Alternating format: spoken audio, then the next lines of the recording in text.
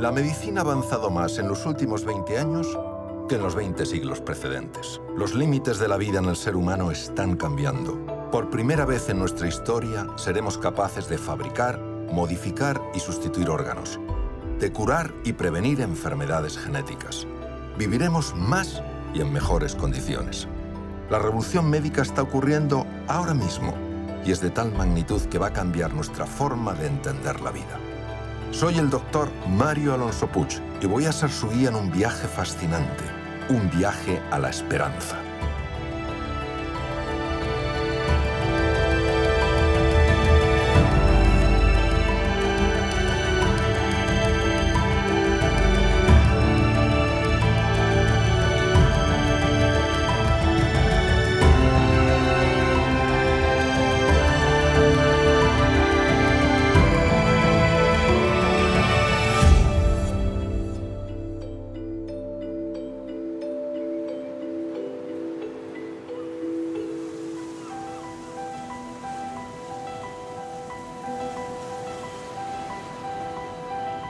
El mar ha sido para nosotros siempre una fuente de alimento, salud, inspiración y vida. Cada día se descubren 4 nuevas especies marinas con propiedades biológicas y secuencias genéticas complejas que nos ofrecen las claves para desarrollar nuevos tratamientos médicos. Son organismos que no solo nos pueden ayudar a curar las enfermedades y a retrasar la vejez, sino que además pueden mejorar nuestra calidad de vida. El mar ha sido fundamental en nuestra evolución y ahora sus profundidades nos pueden revelar las claves esenciales para garantizar nuestra supervivencia como especie.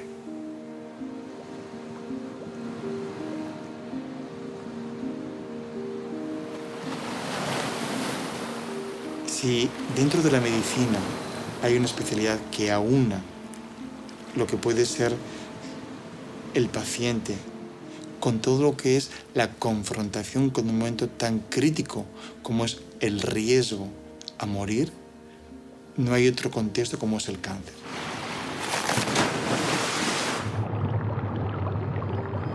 Ahora mismo, algunos de los tratamientos más activos en algunos tipos de cáncer, como puede ser en cáncer de ovario o como puede ser en sarcomas, proceden del mar, proceden de productos que han sido extraídos a partir de esponjas marinas.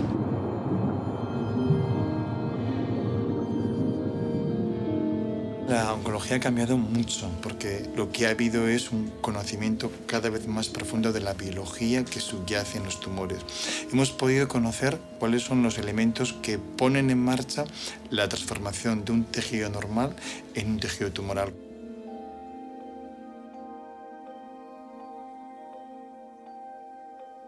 La oncología personalizada básicamente se basa en el conocimiento de cada tumor individual. Cada persona es diferente, cada persona elimina los medicamentos de una manera diferente, tiene interacciones con medicamentos de una manera diferente. O sea que cada vez vamos personalizando más, no solamente los tratamientos en base a la enfermedad, sino también en base al paciente. Un punto importante es adelantarnos a la enfermedad. Estamos desarrollando nuevas estrategias que nos permitan diagnosticar antes con procedimientos de screening, con procedimientos moleculares, de conocer cuando algo se está poniendo en marcha en cualquier tejido, en cualquier órgano. Uno de los procedimientos más innovadores para alcanzar una información real sobre el tumor del paciente es la biopsia líquida, la cual consiste en obtener información genética del tumor mediante una simple muestra de sangre. El enfermo con cáncer o el enfermo oncológico solamente puede ser bien tratado y cuidado en un buen equipo, en un equipo en el que podamos conjuntar todas las fuerzas.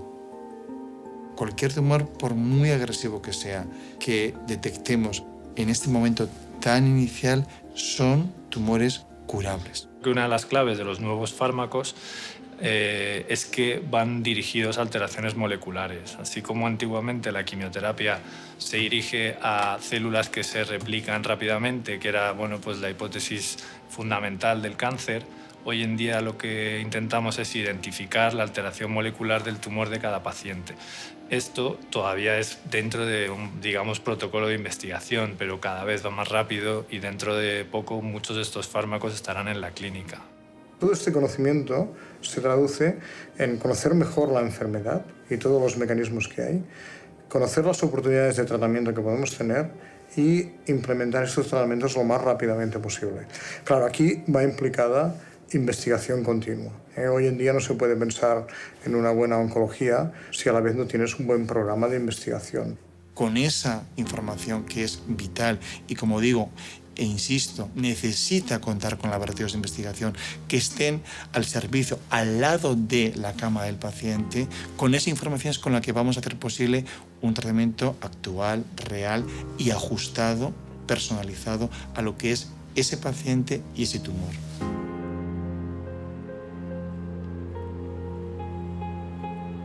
Esto empezó realmente como un resfriado. Tosía, tosía, tosía sin parar, tosía día y noche. Entonces yo ya empezaba a no dormir. Me acuerdo que un día de plano, Miriam subiendo unas escaleras, a media escalera tuvo que parar de que no tenía aire. Una chica joven que no he fumado, he hecho deporte, o sea, yo no entraba en la categoría de cáncer. Entonces desde el principio pues se tardó mucho porque no se podían imaginar que era esto.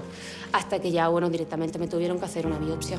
Una cosa que nos dijeron y que a mí se me quedó grabada es: ahora ustedes van a tener que cambiar su escala del tiempo.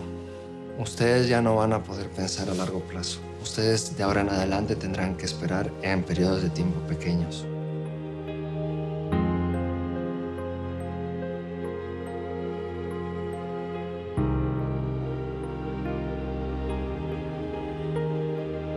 Miriam vino con un adenocarcinoma de pulmón muy avanzado. Tenía el pulmón izquierdo totalmente blanco, con un derrame pleural masivo que la limitaba incluso para sus actividades básicas de la vida diaria. A mí me etiquetaron de incurable desde el principio. Entonces fue un, bueno, perdona, o sea, no tienes uno de estos cánceres de me metes un chute de quimio y se me quita. Imagínate la cara de tu padre, de tu madre y de todos los que están alrededor. Entonces, pues sí, te dan ganas de consolar a los demás, pero tú estás con este papelón que te acaba de caer. Detrás de un paciente con cáncer hay una persona que sufre, hay una familia. Queremos estar con el paciente, para el paciente, porque necesitamos que entre él y con su familia hacer equipo. Le dije que no permitiéramos que lo que nos habían dicho dictara nuestra realidad. Todo lo que fuera necesario hacer, ella podría tener la certeza de que lo podía hacer conmigo. Y que para eso teníamos que recorrer ese camino juntos, que si ella me aceptaba, que me quería casar con ella.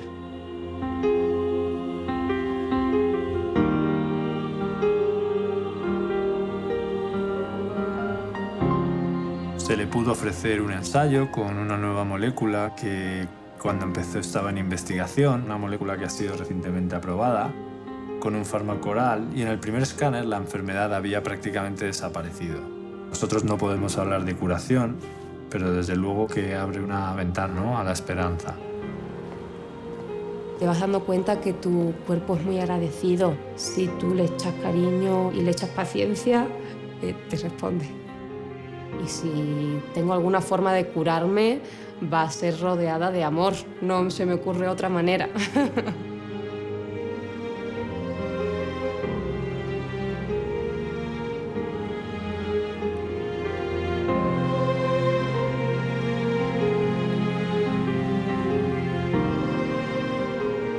Estamos llegando a un escenario distinto, a un escenario donde la quimioterapia tal como la conocíamos ha cambiado. Y es verdad que hacia donde caminamos es hacia un tratamiento que claramente va a ser mucho menos tóxico pero también mucho más eficaz.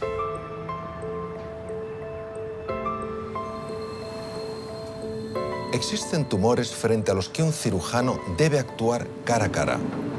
En algunos de estos casos, la mejor opción sigue siendo la cirugía abierta, donde la destreza, experiencia y poder de decisión de un cirujano son fundamentales.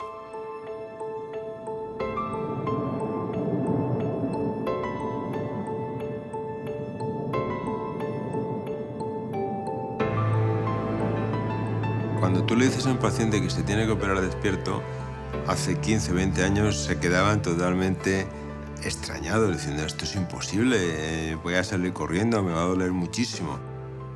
El anestesista le tiene que dormir y cuando uno ha abierto ya el cráneo, o sea, es decir, la piel, el músculo, el hueso y la dura madre, que es la funda que cubre el cerebro, entonces es cuando se le despierta, para poder estimular directamente sobre la corteza cerebral. Este procedimiento se realiza para tratar gliomas, que son tumores con la capacidad de invadir partes importantes del cerebro. Lo que está detrás del despertar al paciente no es, evidentemente, simplemente el despertarlo, sino es que el cerebro tiene una serie de funciones y que son muy dependientes del área en el que nosotros vamos a operar. El hígado es lo mismo a la derecha que a la izquierda, que arriba que abajo es el hígado. El cerebro no. Nos habían contado siempre. Uno utiliza el 30% de su cerebro. Pues eso se demostró que son tonterías. Uno utiliza todo su cerebro. Lo que ocurre es que no lo utiliza al mismo nivel. El cirujano aplica impulsos eléctricos para encontrar las funciones del paciente, marcarlas y así evitar dañarlas. Sería imposible encontrar algunas de estas funciones sin despertar al paciente. Teóricamente, las áreas esenciales del lenguaje en un paciente diestro están en el hemisferio izquierdo, que es el dominante para el lenguaje. Eso es cierto, pero el hemisferio derecho participa muchísimo también en el lenguaje, es decir, es un mosaico que va mucho más allá. Además, es un mosaico intercambiable, es decir, en un momento dado activas esto, lo dejas de activar y activas esto otro y se activan simultáneamente varios sitios. Es un mosaico funcional. De lo que se trata con la estimulación es de saber cuál de esas áreas participa y qué grado de participación tiene. La única forma de estar seguros que donde estamos tiene una función es hacer el test en ese momento.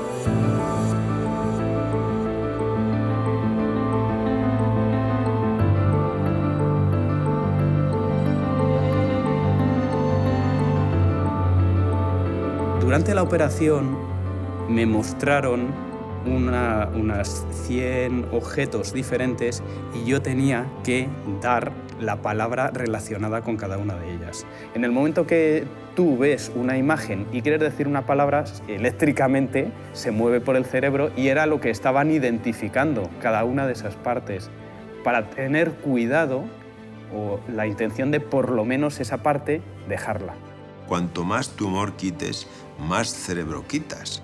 Antes de que se inventaran estas técnicas, había cirujanos que paraban. Decían, yo no quito más porque si quito más tumor, el paciente se me va a quedar hemipléjico, se me va a quedar sin poder mover una pierna o se va a quedar sin poder hablar. Luego, por tanto, vamos a parar. En este momento, como tú tienes bastante seguridad de que eso no va a pasar, tú puedes quitar más tumor. Al quitar más tumor, los resultados a largo plazo van a ser mejores. Cuando salí de la operación, me desperté, vi a todo el mundo, reconocía perfectamente con la cara a toda la gente de mi familia y amigos que habían venido, pero me costó muchísimo dar con los nombres. Cuando yo vi a mi mujer, sabía perfectamente que era ella, pero otra cosa que no podía hacer era pensar en su cara sin verla. No podía leer porque no reconocía las letras. Sí que las veía y me sonaban a algo, pero era incapaz de leer con ellas. Lo que he tenido que ir haciendo desde el principio es una especie de estudio, de ejercicios. La media de supervivencia para pacientes a los que se les opera de un glioma se está incrementando constantemente. Hasta hace unos pocos años estos pacientes no eran candidatos a cirugía y su pronóstico de supervivencia era muy corto. Se ha multiplicado por lo menos por 4 la supervivencia y lo más importante es que no es solo supervivencia, que son pacientes en buen estado neurológico y con funciones neurológicas conservadas. Lo que debes hacer es pensar siempre en un espacio corto de tiempo, quédate con lo que vas a hacer mañana o lo que vas a hacer esta semana, vas a llegar a ello más fácilmente.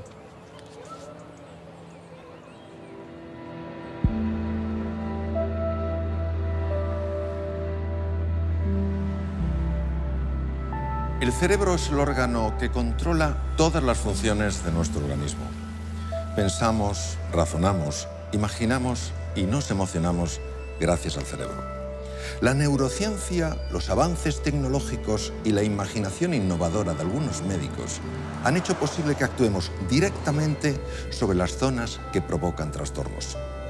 La pregunta es, ¿ha llegado ya el momento en el que podamos curar trastornos mentales como la anorexia con una operación?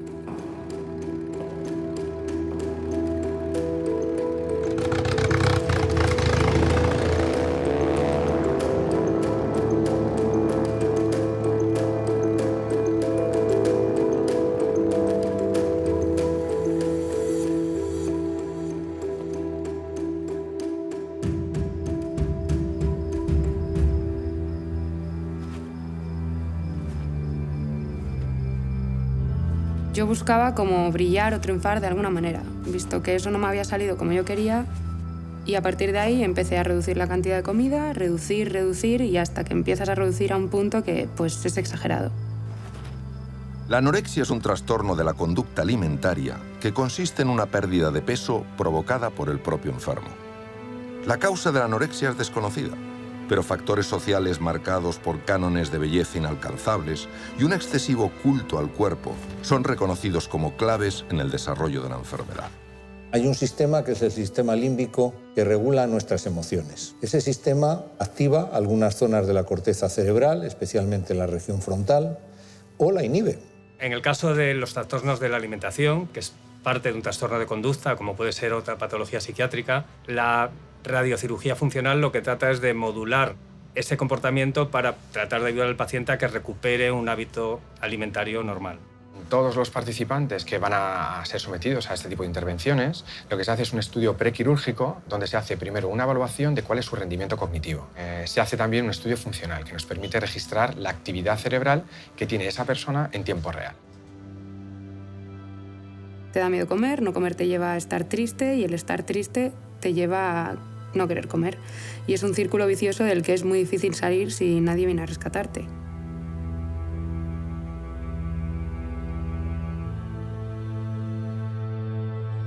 El Gamma Knife es una máquina que está diseñada para tratar de una manera muy efectiva múltiples lesiones cerebrales. Consta de fuentes de cobalto fijas que emiten radiación por múltiples haces de forma que el paciente en la cabeza apenas recibe radiación hasta el sitio donde todos esos haces confluyen, que es la zona que nosotros queremos tratar.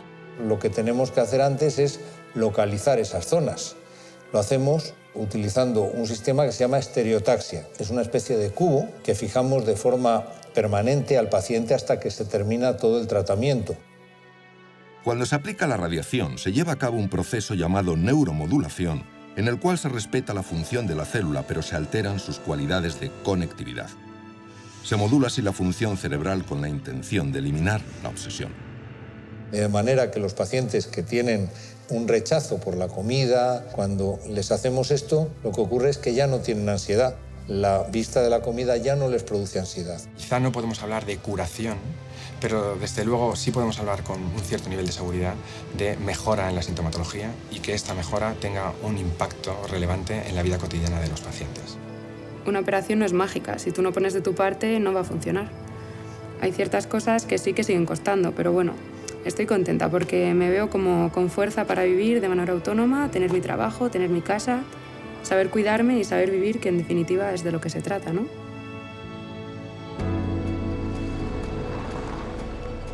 Vivimos en una sociedad donde estamos convencidos de que somos capaces de todo, donde nos exigimos más que nunca a nosotros mismos, y eso inevitablemente provoca estrés.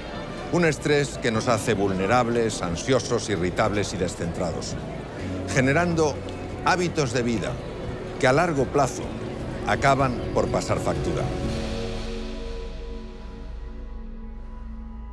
La diabetes, por definición, es muy simple. Es la elevación anormal de niveles de glucosa, de niveles de azúcar en sangre. Lo que producen, simplificándolo mucho, es un daño a todos los vasos, a todas las arterias del organismo. Daña todos los órganos. Si dañamos la arteria de un ojo, produce ceguera. Si dañamos una arteria cerebral, produce un infarto cerebral. Produce problemas de corazón, produce problemas de riñón, o sea, de nervios, todo. Está la incidencia de diabetes y obesidad en los países desarrollados, que se le considera la epidemia del siglo XXI, ¿de acuerdo? Lo que ocurre es que en la historia de la medicina es la primera epidemia que tiene tratamiento quirúrgico. La cirugía de la diabetes es una cirugía nueva y no todos los pacientes diabéticos son candidatos a ser operados. Es de extrema importancia respetar los protocolos de operación para salvaguardar el bienestar del paciente y evitar su recaída. El protocolo rígido dice apto personas mayores de 18 años hasta los 65. Segundo, se tiene que comprobar y establecer que la diabetes sea de tipo 2. Y tercero, tienen que tener lo que se llama una obesidad moderada, un índice de masa corporal de 30 o superior. La técnica consiste en medir el intestino y así poder determinar cuál es el punto en el que actúan las hormonas que favorecen la transformación de una parte de los alimentos en azúcar. Una vez determinado el punto ideal, el cirujano realiza el procedimiento que consiste en un bypass gástrico. A eso se le llama cirugía metabólica, es decir, que manipulando la anatomía del aparato digestivo estamos cambiando la secreción hormonal y estamos cambiando el metabolismo de manera drástica, y que eso nos ayuda mucho en el control de una persona con diabetes tipo 2 y un exceso importante de peso. La diabetes es un poquito la enfermedad del desconocimiento. Puede cursar durante años y años y años y el paciente no sabe que es diabético. Empecé a estar muy cansado, a beber mucha agua y a encontrarme mal. Me hicieron una analítica y me detectaron que era diabético, del tipo 2. Era tan grande la diabetes que tenía que en el momento que fuimos le recetaron insulina para pincharse. Yo no me iba a poner nunca malo, no iba a tener diabetes, no iba a tener nada. Como es como al que le da un infarto, pues le da a otro, a ti no te da. Por la mañana le costaba levantarse, no le apetecía salir a pasear, no le apetecía que hiciéramos ninguna actividad. Y ahí ya es cuando él empezó a darse cuenta de la enfermedad que tenía. Notas que tu vida en pareja, con tu mujer, no es la misma, con tus hijos, con tu trabajo, y que no puedes hacer lo que tú antes hacías, te cansas. El paciente es el que lo sufre, pero la familia que lo vemos y sabemos cómo él era, pues nos afectó mucho. Estábamos ahí dispuestos a hacer lo que hubiera que hacer.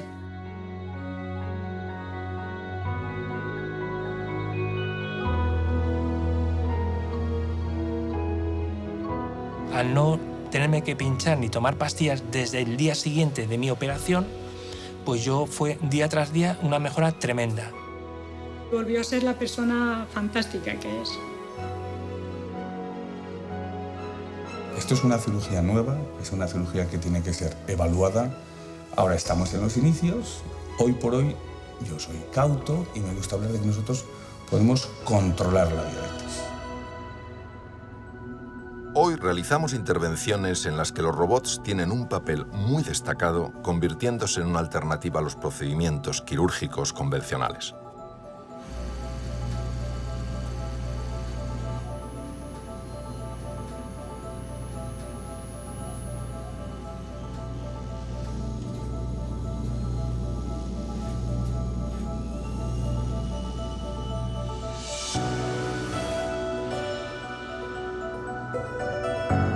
Antes todas las intervenciones las hacíamos con una gran incisión, abríamos el paciente de una forma que lo veíamos perfectamente todo, pero eso no es lo que mejor le va a un paciente.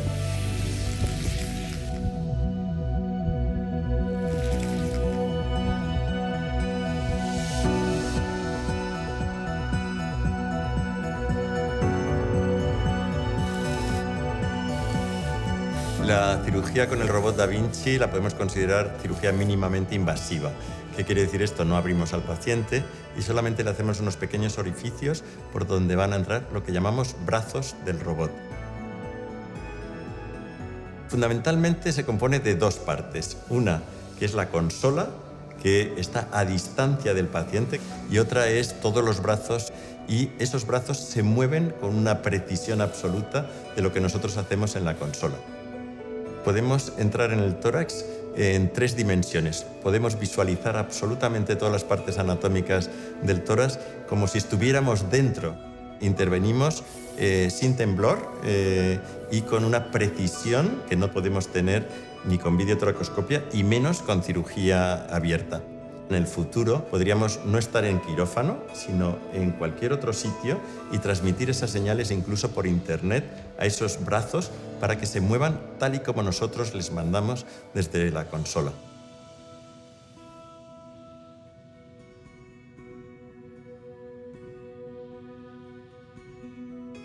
La cirugía con la técnica Notes consiste en el acceso a la cavidad abdominal a través de orificios naturales, evitando así las heridas en el abdomen. Es una técnica mínimamente invasiva que beneficia la evolución posoperatoria del paciente.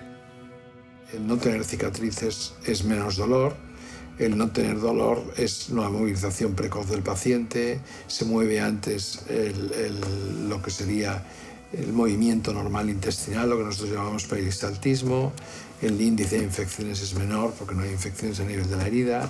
Entonces, este hecho hace que nosotros podamos ser mucho menos agresivos con el paciente, y algo que yo creo que es fundamental, que es la delicadeza que tú tienes que tener quirúrgicamente con alguien. Si yo hago un golpe así con mi dedo en mi mano no pasa nada, pero si este mismo golpe me lo doy en el labio o en un ojo, puedo tener rápidamente un edema. Los intestinos es lo mismo, nosotros hemos de ser especialmente cuidadosos.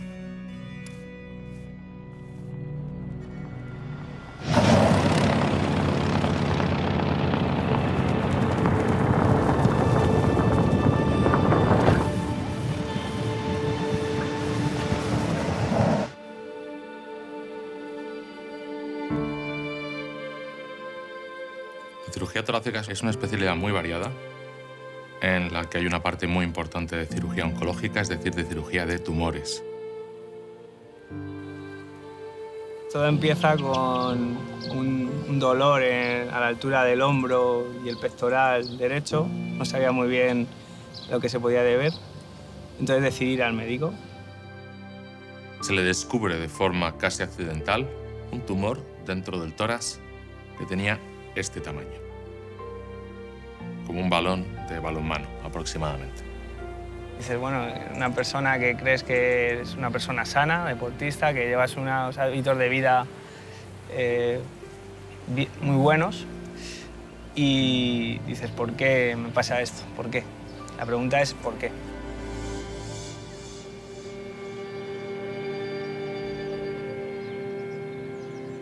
Me operaron, me quitaron la mama, entonces pues estábamos pues un poquito pues bajos de moral. Él nos la ocultó 1 o 2 semanas, no sé exactamente ahora mismo, porque salíamos del proceso de su madre y no quería decirlo pues porque era muy reciente. Pero es que esas cosas no se pueden ocultar. Que te pase a ti, vale, pero que le pase a un hijo tuyo, no terminas de asimilarlo. Desde ese momento todo el equipo multidisciplinar, que son oncólogos médicos, oncólogos radioterapeutas, cirujanos, desde luego, radiólogos, nos planteamos qué posibilidades de tratamiento radical había para este tumor. Me dicen que es un tumor muy invasivo y que hay que tomar cartas en el asunto lo antes posible. Diseñamos una prótesis que incluía esternón, 3 costillas del lado derecho y otros 3 agarres para costillas del lado izquierdo. El material idóneo para esta prótesis era el titanio, porque es un material ligero, es extremadamente biocompatible y además tiene capacidad de osteointegración, es decir, se puede unir al hueso y formar parte del hueso nativo del paciente. Para diseñar una prótesis personalizada partimos de los estudios de imagen del paciente, fundamentalmente del TAC. Este TAC nos permite hacer una reconstrucción tridimensional, fundamentalmente de los huesos y de las estructuras críticas. La intervención era de una magnitud enorme La verdad es que sentí bastante miedo en un primer momento. Él siempre ha sido el sustento, es decir, ha sido más fuerte que nosotros, más fuerte que nosotros. En la cirugía participamos tanto los equipos de cirugía torácica como los equipos de cirugía cardíaca y consistió en extirpar todo el bloque del esternón, esa glándula, el saco que envuelve al corazón y realizar una disección muy fina para separar el tumor de esas estructuras críticas del corazón que finalmente pudimos preservar. Fueron muchas horas de operación porque fueron 8 horas. Y estábamos allí esperando la familia y no... Para mí fue, yo creo que lo peor. Se nos hizo interminable. Porque sabíamos que era muy complicado lo que le estaban haciendo y tocando órganos muy sensibles y teníamos nuestra preocupación, vamos, hasta que vimos al doctor y bueno, ya solamente verle la alegría con la que salía, nos dimos cuenta de que todo había salido bien. No habíamos llorado y ese día nos derrumbamos todos.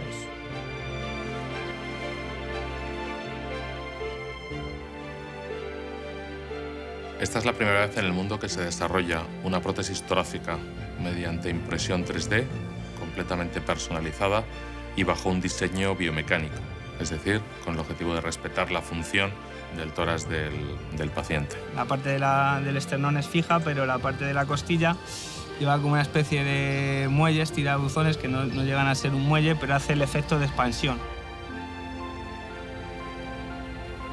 Quiero seguir haciendo deporte en la medida de lo posible y, bueno, se puede decir a lo mejor pues un poquito con más ganas de vivir, ¿no? Cuando vaya encontrándome mejor, pues iré entrenando y hasta donde límite no sé dónde estará.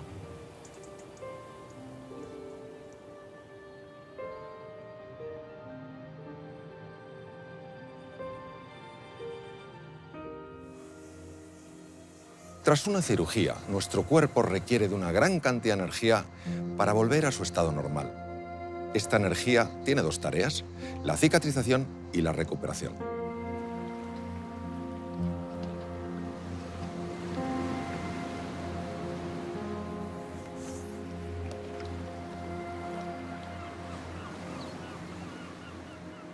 La cirugía del siglo XXI es la consecuencia de tres grandes revoluciones que hubo en el siglo XIX y en el siglo XX. Y en 1846 se introdujo la anestesia, eso permitió operar sin dolor. Luego a los enfermos les iba muy mal porque se infectaban. Entonces hubo una segunda revolución a finales del XIX, principios del XX, que fue la revolución de la antisepsia. Eso de lavarnos las manos, de limpiarnos, de dejar todo el campo limpio, poner paños, pero todavía los enfermos morían mucho porque se desangraban, porque no teníamos control de la transfusión sanguínea y hubo una tercera revolución que se llama la revolución de la hemostasia. Gracias a esas tres revoluciones llegamos a la cirugía del siglo XX, que fue una cosa muy importante, todo el trasplante de órganos, la era del recambio de órganos, y con eso llegamos al siglo XXI y dice, pues ya lo tenemos todo arreglado. Pues no. En el siglo XXI sigue habiendo muchos fracasos de la cirugía. Nosotros operamos a un paciente, cortamos, pegamos, damos puntos y tenemos que esperar el posoperatorio a ver si pega. Habitualmente pega, pero otras veces no pega. Es decir, ¿por qué no pega? Pues no lo sé. Es decir, porque no hay un control del programa de cicatrización. No nos equivocamos si decimos que la gran mayoría de los fracasos de la cirugía hoy en día, en el siglo XXI, en todo el mundo, en los grandes hospitales, en todos sitios, se debe a un fracaso de la cicatrización. Cuando una herida se abre, podemos darle unos puntos, pero realmente nunca sabemos qué está pasando en la herida. Se pensó en los años 80 y 90 que habría una célula que era la célula primigenia a partir de las cuales salían todas las demás. Y esto tenía mucha razón, porque cuando el ser humano nace, primero son 2 células, después 4 o 8, y de esas células saldrá todo el organismo. Ahí está escrito el libro de la vida, ¿no? Está escrito cómo se hace un pulmón, cómo se hace un cerebro, cómo se hace un ojo, un hígado. Entonces esa célula se le llamó células madre. Cuando se empezó a ver las virtudes de estas células, de las células madre, todo el mundo decidió usarlas para un tipo de patología. Por ejemplo, hubo grupos de investigación internacionales que decidieron estudiar cómo actuaban sobre el infarto de miocardio, otros que decidieron ver cómo iban en el Alzheimer, otros en el Parkinson, es decir, eligieron una serie de patologías. Pero nosotros éramos cirujanos y estábamos preocupados por la cicatrización. Entonces, en el año 2002 comenzó una auténtica carrera a ver quién era el primero que llevaba de verdad las células madre del laboratorio a la cama del enfermo.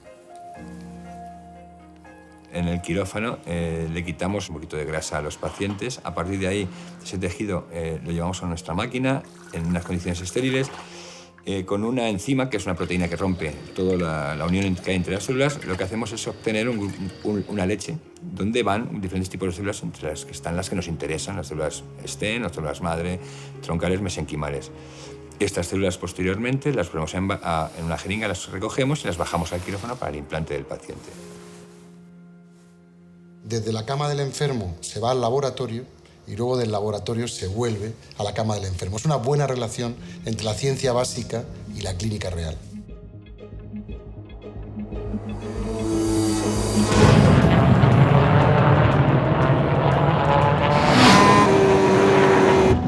Cuando vamos a un circuito, para el circuito es una fiesta, ¿no? Son 4 días de fiesta, de actividades lúdicas, pero para nosotros es un trabajo. Nos centramos en el paddock, en los 80 y tantos pilotos que tenemos.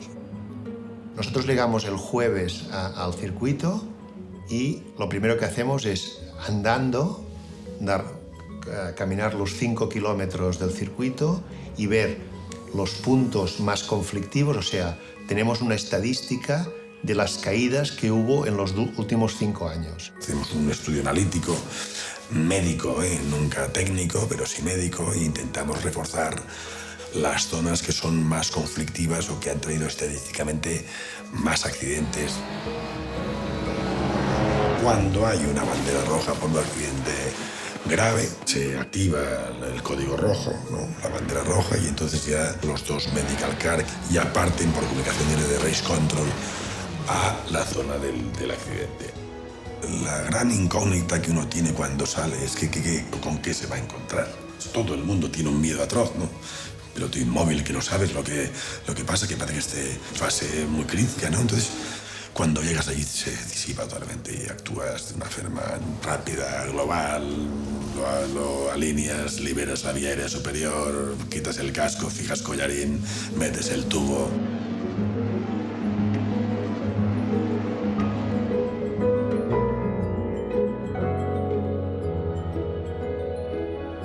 El músculo hace un esfuerzo tan importante que necesita expandirse. Por ejemplo, a los pilotos lo que les pasa es que el brazo se les empieza a poner duro y van a 300 kilómetros por hora y tienes una curva a 100 metros, que es una curva muy cerrada, y tienes que frenar de pasar de 300 kilómetros por hora a 70. Pero ves que tu mano no tiene fuerza para apretar el freno. Y ves que se va acercando la curva y tu mano no te responde.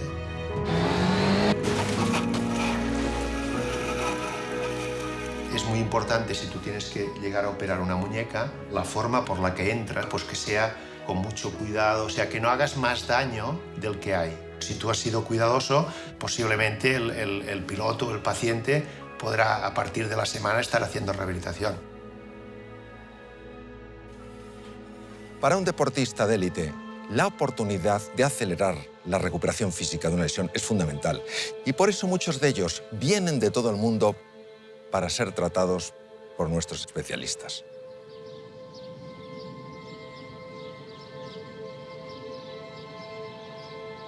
El fútbol ha cambiado mucho. Que antes iban a un ritmo muy lento, se tenía técnica y no se corría tanto. No había velocidad, no había fuerza, no había resistencia, como ahora. ¿Por qué se lesionan? Porque los giros, los saltos, las frenadas, los dribblings son de una velocidad muy superior a la que hacían pues 40 años atrás. Dr. Ramon Cugat came to Boston to learn arthroscopy, which was revolutionizing surgery, and everybody wanted to learn how to do it. A few years after he learned arthroscopy, he was advancing very, very quickly and advancing the field of arthroscopy. And 10 years later, I was coming to Barcelona to learn from him. He is the expert in athletic knee injuries from football. La artroscopia es un procedimiento quirúrgico poco invasivo en el cual se introduce una cámara pequeña a través de incisiones mínimas en la articulación de la rodilla. La cámara envía la imagen a un monitor desde el que el cirujano puede ver las estructuras de la rodilla con gran detalle para reparar o quitar tejido lesionado. Nos dimos cuenta que cuando se rompía un ligamento cruzado de la rodilla, lo operabas y lo podías operar muy bien y quedaba muy bien. Pero el traumatismo de esta rotura siempre ves que acarrea un edema en el hueso. ¿Y qué ha pasado? Que en estos años yo he visto jugadores de fútbol profesional que han estado operados muy bien o que han tenido sacar una parte de un menisco, del otro o el cruzado, y ellos juegan, se encuentran bien, pero no del todo. Y cuando juegan partidos muy juntos, y domingo, bien, pero cuando ponen uno de Champions en medio, la rodilla sufre. No solo el cruzado que se rompe, sino el hueso subcondral, el cartílago. Y dices, bueno, nosotros los traumatólogos nos preocupamos de la anatomía, nos preocupamos de la funcionalidad y de la biología. Los factores de crecimiento son proteínas que se encuentran en el interior de las plaquetas y que estimulan otras células a realizar procesos esenciales en la reparación de tejidos y la curación de huesos y ligamentos. Se les trae sangre al paciente para ser procesada y centrifugada tomando en cuenta el tipo de lesión a tratar. Una vez terminado el proceso en el laboratorio, se extrae el plasma el cual se le inyecta al paciente en la zona dañada. La primera aplicación se realiza justo al terminar la operación.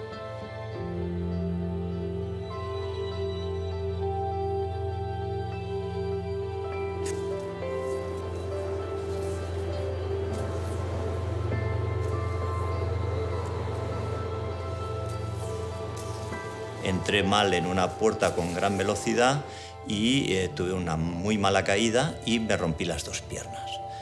Fractura de tibia y peroné en una pierna y meseta tibial en la otra.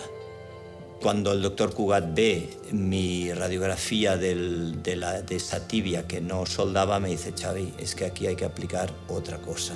Para que solde una tibia a esa altura, tenemos que cortar el peroné. Ese trocito de peroné que te hemos sacado, vamos a hacer una papilla, vamos a sacar el callo antiguo, vamos a poner esa papilla de tu propio hueso del peroné en la tibia, factores de crecimiento, y Xavi, en 2 meses yo creo que esto va a estar sano.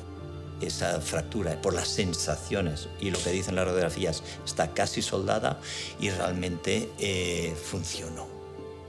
Lo que hacen es ser un elemento antiinflamatorio, antiálgico y regenerador. Es un arma que tenemos los médicos, los traumatólogos, médicos deportivos, que podemos utilizar en favor de estos deportistas. En mi familia el deporte es uno de los ejes, es una forma de vida para todos y es deporte de acción.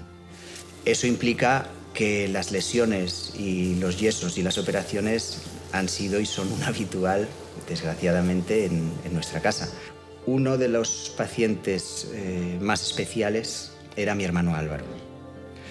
Mi hermano tenía la rodilla también bastante estropeada, se había hecho más daño que yo, el doctor le había operado varias veces.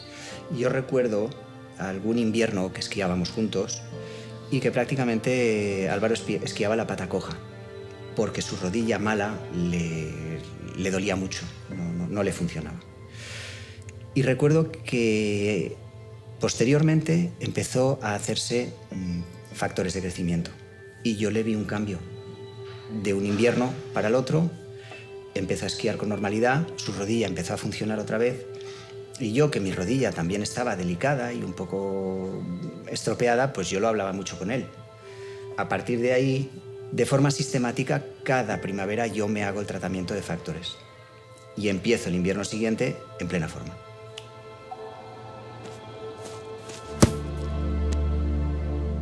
La medicina deportiva es importante no solo para los deportistas de élite, sino también para los millones de personas que día a día ponen su cuerpo a prueba. Practicar deporte nos puede ayudar a ganar fortaleza física y mental, a mantenernos sanos y afrontar los distintos retos que tenemos en nuestras vidas. Sin embargo, conocer las limitaciones de nuestro organismo es un factor fundamental. Los médicos del deporte vigilan cuáles son las dinámicas básicas de nuestro cuerpo para prevenir síncopes, arritmias o colapsos que en ocasiones pueden llevarnos al límite de la delgada línea entre la vida y la muerte.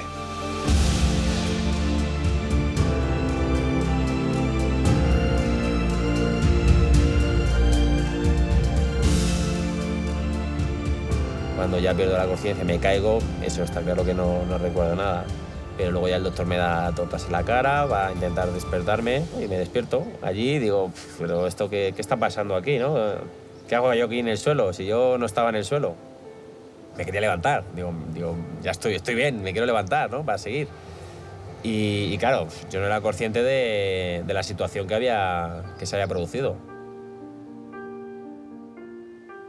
No llegó a ser una parada cardíaca, pero probablemente relacionada con una arritmia que hizo que el corazón perdiera esa capacidad de bombeo eficaz y por lo tanto de que llegara sangre y oxígeno suficiente a su cerebro. Se le realizaron todo tipo de pruebas. Finalmente pues, se determinó que en relación con ese síncope y con los hallazgos de las pruebas que se habían realizado, la mejor decisión es que abandonara la práctica del fútbol.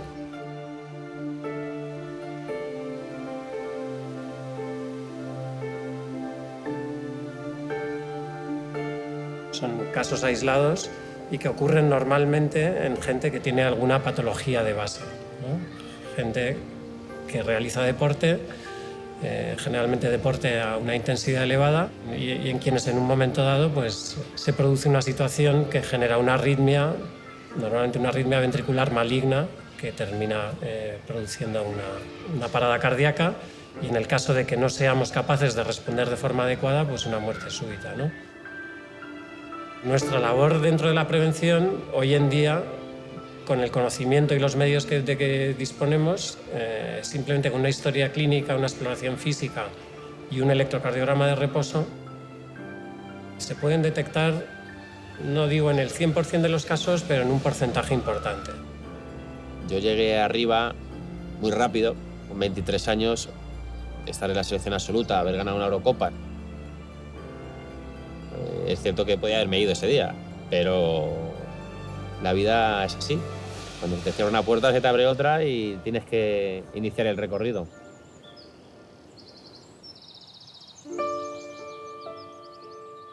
Si ahora pensáramos cuál va a ser el futuro del ser humano, lo hemos visto en el último siglo. Cada vez vive más y viviremos más. Estamos en los albores de una época biológica distinta, donde podremos ser capaces de corregir los errores propios inherentes al propio envejecimiento. Digamos que desde el punto de vista biológico el ser humano podría vivir 150 años sin demasiados problemas, pero ahora mismo lo que está limitando, igual que en el siglo XIX fue la tuberculosis, en el siglo XXI lo que está limitando la sobrevida es el cáncer. Los primeros años de un médico son años duros, años de poco dormir, de mucho trabajar, de mucho estudiar. El que se hace médico y siente vocación de médico siente un gran placer por curar.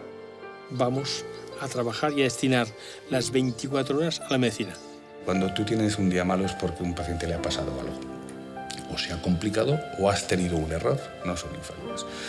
Entonces los errores están tienen dos labores fundamentales. Una, tienes que subsanarlos y dos, que es la más importante, tienes que aprender de ellos.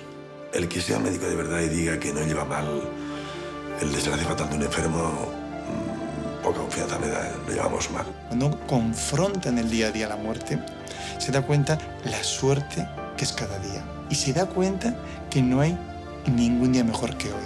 Esa sensación de decir, lo que he indicado, lo que he hecho, realmente le va a valer al paciente y por lo tanto es una gran satisfacción. Los pacientes entran al quirófano con un tumor y si hacemos bien nuestro trabajo salen de quirófano sin cáncer.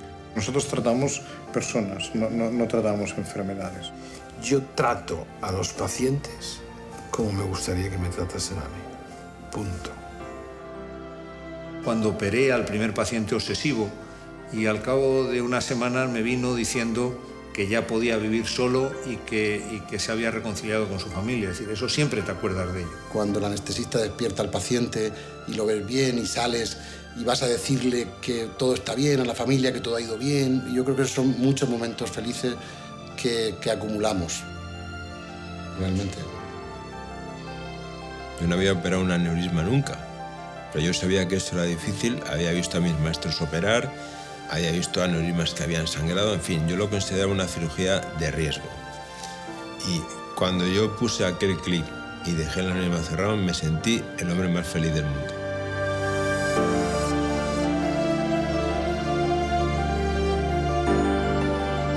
La innovación médica nos está llevando al siguiente nivel. Pero ningún avance es más importante que la vida de una persona. Sus sueños, sus emociones, sus deseos, todo lo que nos hace ser humanos. Trabajamos para mejorar la salud de las personas, de cada una de ellas. El objetivo de la ciencia no solo es hacer vivir más años al ser humano, sino también hacerle vivir mejor. Y ahí la medicina tiene muchas cosas que decir.